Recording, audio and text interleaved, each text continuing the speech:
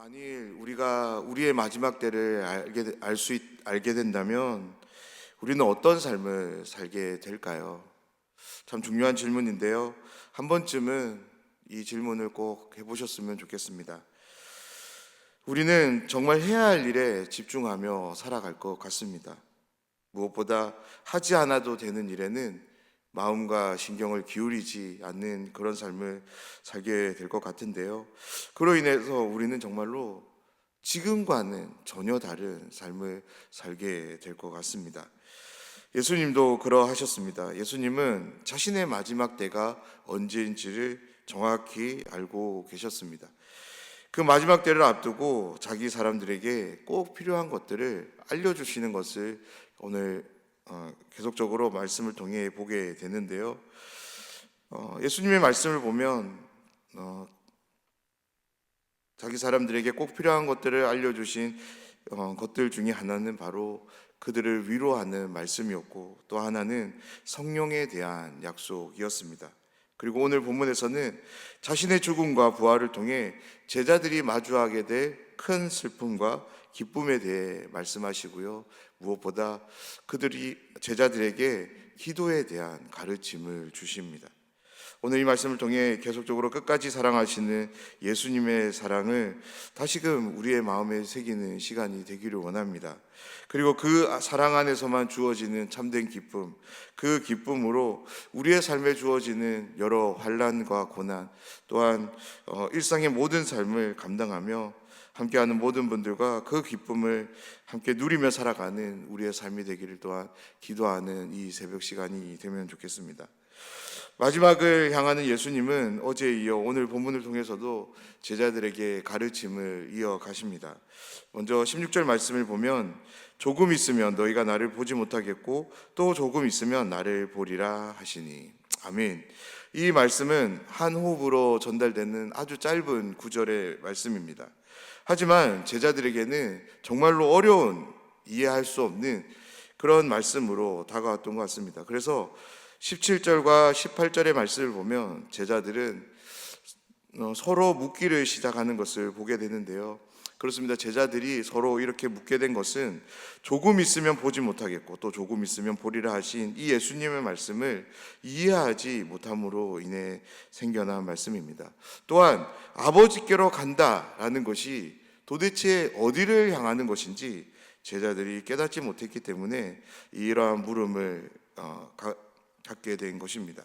이 말씀을 그냥 읽으면 제자들이 예수님이 걸으시는 십자가의 길에 대한 무지함을 드러내는 말씀처럼 보입니다.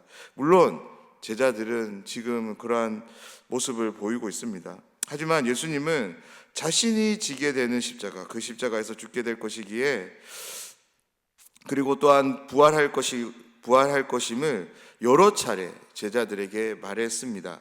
그런데 그러한 말씀을 통해서 예수님이 제자들에게 알려주신 바는 이것이 너희가 이해하고 싶다고 해서 이해할 수 있는 그런 말씀이 아니다라는 것입니다. 바로 예수님의 십자가의 사건과 부활을 목격하고 무엇보다 자신이 하나님께로 감을 통해서 주어지게 될 성령, 그 성령이 옴을 통해서 너희들이 알게 될 것을 예수님은 누차 말씀하셨기 때문입니다. 사랑하는 여러분, 그렇지 않습니까? 예수님이 하신 이 말씀, 죽음이라는 것, 부활이라는 것, 이 두 개념을 사람이 어찌 이해할 수 있을까요? 그렇습니다. 우리가 믿고 있는 이 기독교는 사람이 자기 힘으로, 자기 지혜로 예수님의 구원 사역, 다시 말해서 예수님의 이 땅에 오심을 시작으로 십자가의 대속, 부활, 그리고 승천을 통해 완성되는 하나님의 이 구원 완성을 이해할 수 있는 그런 종교가 아닙니다. 바로 성령 하나님께서 우리에게 진리를 밝게 볼 수 있도록 빛을 주시고 깨닫는 마음을 주셔야지만 이해할 수 있고 깨달을 수 있게 되는 것입니다. 그런 점에서 제자들이 지금 보이고 있는 이러한 무지함은 어쩌면 지극히 자연스러운 모습입니다. 그러면 그렇게 우리는 하나님의 말씀을 읽을 때마다 늘 이러한 기도의 마음을 가지고 기도하며 말씀을 읽어가야 합니다. 어떤 기도냐면, 하나님, 지금 이 시간 하나님의 말씀을 읽는 내 눈을 밝혀달라라는 기도인 거죠. 읽게 되는 이 말씀들을 온전히 깨달아 알 수 있도록 지혜와 명철을 주실 것을 기도하며 우리는 말씀을 읽어가야 합니다. 오늘 본문이 우리에게 주는 정말로 중요한 교훈은 예수님의 말씀을 이해하지 못하는 무지함을 보이는 제자들을 예수님은 여전히 사랑하신다입니다.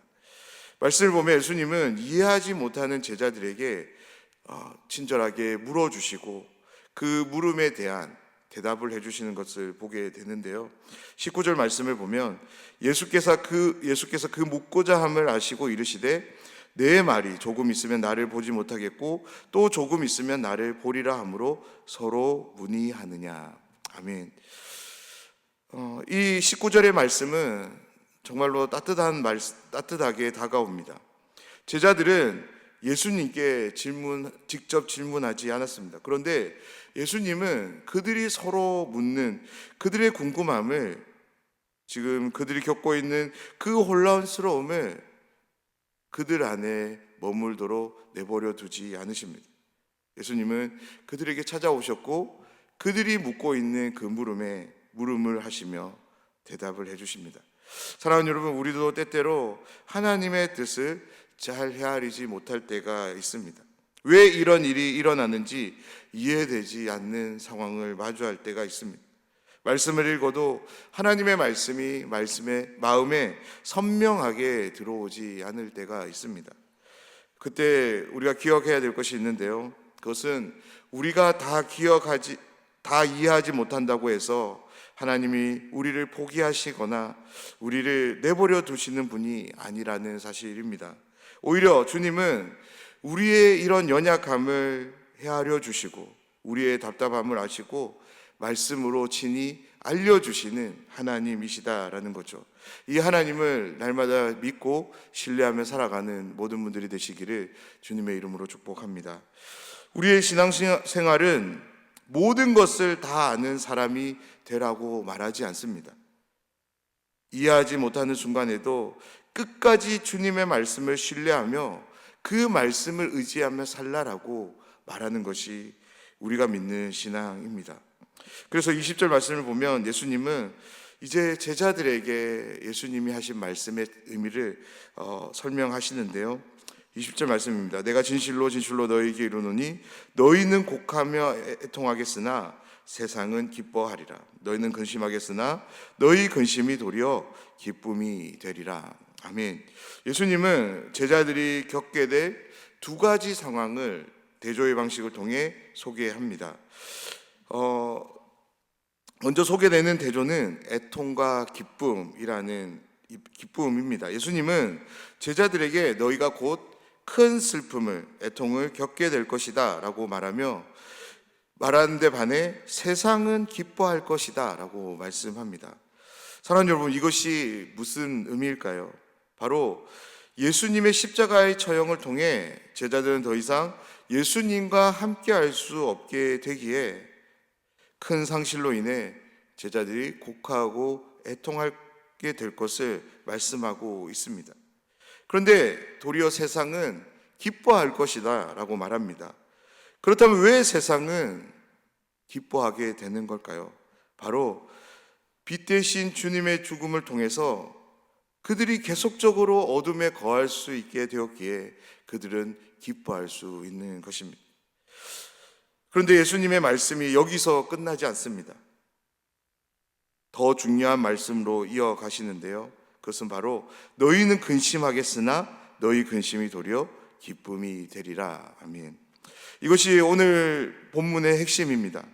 예수님의 십자가는 분명 제자들에게 큰 슬픔이 될 것이고 큰 근심을 안겨다 줄 것입니다. 그러나 십자가의 사건이 슬픔으로 끝이 나는 것이 아니라는 거죠. 슬픔을 넘어 기쁨이 될 것이다 라고 말하고 있는 것입니다. 하나님의 구속사역은 예수님의 죽음으로 끝나지 않기 때문입니다.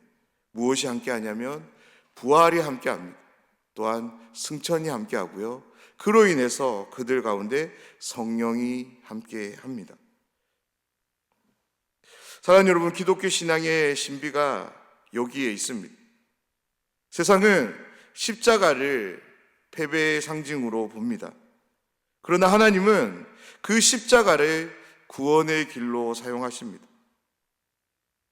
제자들은 예수 그리스도의 십자가를 통해 예수님을 잃게 되기에 그래서 곡하고 애통할 것입니다.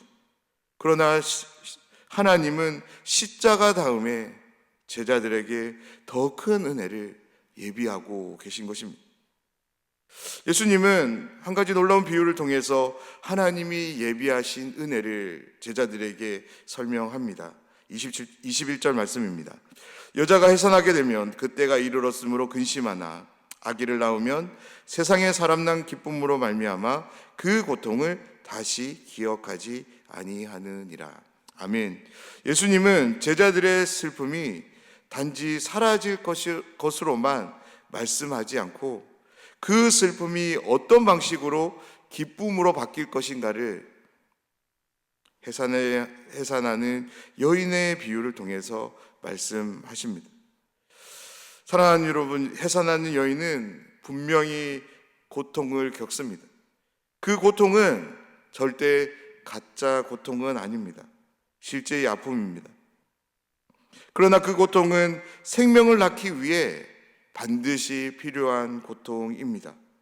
새 생명이 태어나기 위해서는 이 고통이 반드시 있어야 되는 거죠.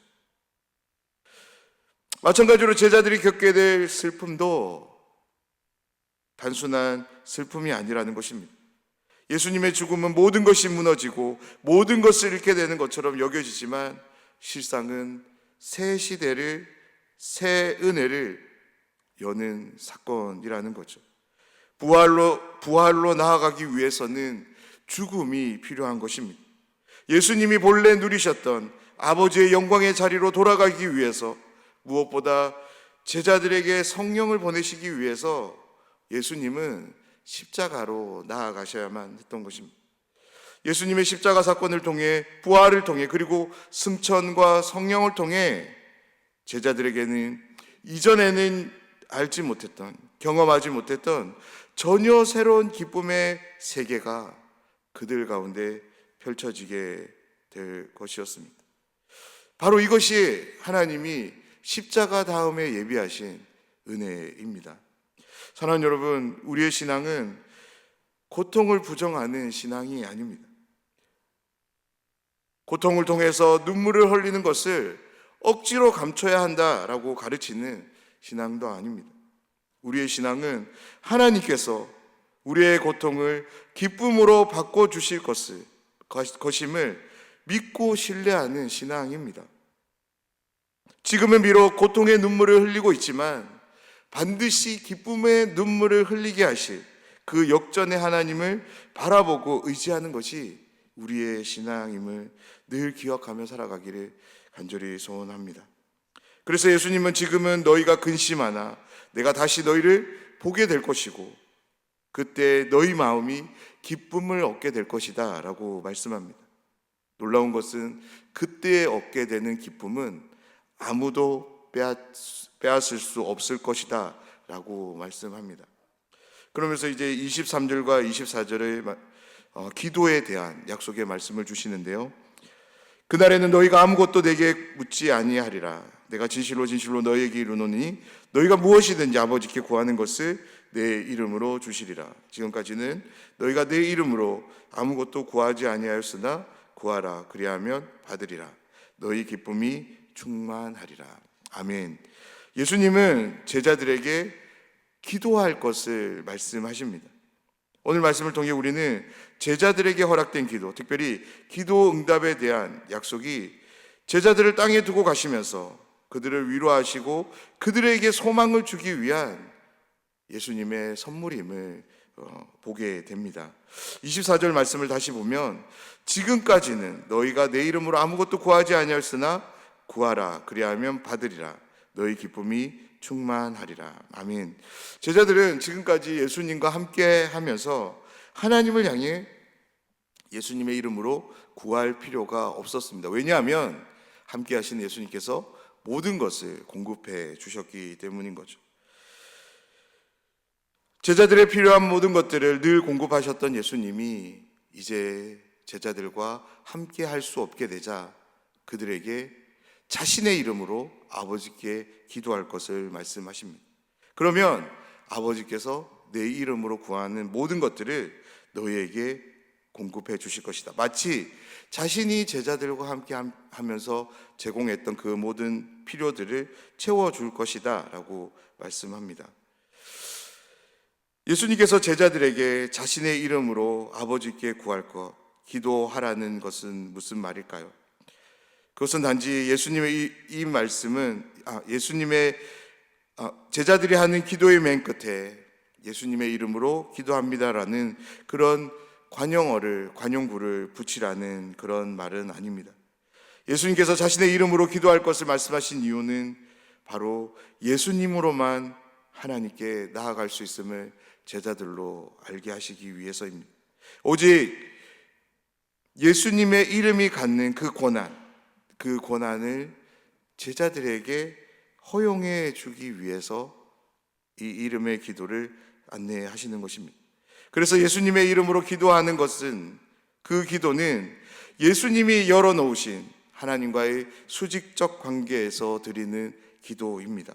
다름 아닌 예수님과의 전인격적 사귐 안에서 하나님과 연합된 관계 안으로 들어가는 그 기도를 안내하고 있는 것입니다. 다시 말씀을 정리하면 예수님의 이름으로 기도한다는 것은 예수님이 아버지 안에 거하시며 아버지께서 예수님 안에 거하심을 통해 이른바 상호작용이 삶으로 일어나는 그런 기도를 말씀하시는 것입니다. 그렇게 자신의 이름으로 성부 하나님께 기도할 것을 요청한 예수님은 그 기도를 기쁨과 연결하는 것을 보게 되는데요. 기도를 통해 무언가를 얻게 되기에 그 얻음을 통해 누리게 되는 기쁨이 있기에 예수님은 기도와 기쁨을 연결시키는 걸까요? 물론 그런 의미도 있을 것입니다. 그렇지 않을까요? 우리가 필요한 것이 있고 우리가 도움받아야 될 것이 있는데 그 필요를 하나님께 아뢰고 도움을 하나님께 아뢰었을 때 하나님이 그 필요를 채우시고 도움을 주신다면 우리는 그 얻게 된 필요와 도움을 통해서 충분히 기뻐할 수 있습니다. 그런데 예수님께서 말씀하시는 기쁨은 바로 삼위 하나님의 삶에 참여하게 됨을 통해 누리게 되는 참된 기쁨을 말씀합니다. 그렇습니다. 기도를 통해 제자들은 성부 하나님과 인격적, 기능적 관계를 맺게 될 것이기 때문입니다. 그로 인해 하나님이 제공하시는 참 기쁨을 제자들은 누리게 될 것이기에 예수님은 이와 같이 말씀하시는 것입니다. 예수님은 이 땅에 사는 동안에 기도를 통해 늘 하나님 안에서 하나님이 주시는 그 기쁨을 온전히 누리셨기에 그 기쁨이 어떤 것인지를 잘 알고 있었습니다. 사랑하는 여러분, 오늘 말씀에서 주님은 제자들의 슬픔을 아시고 또한 그 슬픔에 대한 기쁨을 말씀하십니다. 주님은 지금도 자기 백성된 우리의 삶을 동일한 방식으로 인도해 가심을 믿습니다. 무엇보다 함께 하심을 믿습니다. 혹 지금 어떤 어려움으로 인해서 울고 계신 분이 계신가요? 어떤 상황이 너무 답답하고 혼란스러운 분이 계신가요? 사랑하는 여러분, 지금 내가 주님 안에 있다는 이 사실을 늘 기억하셨으면 좋겠습니다. 주님 안에 있다면 우리의 지금 흘리고 있는 눈물, 그리고 우리를 너무나도 답답하게 만드는 이 상황이 끝이 아님을 기억하시기 바랍니다. 끝까지 사랑하시는 예수님께서 반드시 우리들도 주님의 기쁨으로 인도해 가실 줄 믿습니다. 오늘 하루도 자기 사람들을 끝까지 사랑하시는 예수님을 믿고 신뢰하며 살아가시길 부탁드립니다. 부활의 주님이 주시는 기쁨을 바라보며 살아가시기 바랍니다. 무엇보다 우리와 함께하고 계시는 성령 하나님을 인지하며 의지하며 살아가는 모든 분들이 되셨으면 좋겠습니다. 그 주님이 함께 하시며 우리의 슬픔을 기쁨으로 바꾸시고 기쁨이 충만한 데까지 나아가도록 하실 줄 믿습니다. 우리의 남은 생애가 이와 같은 삶이 되기를 늘 소망하며 그렇게 살아가는 모든 분들이 되시기를 주님의 이름으로 축원합니다.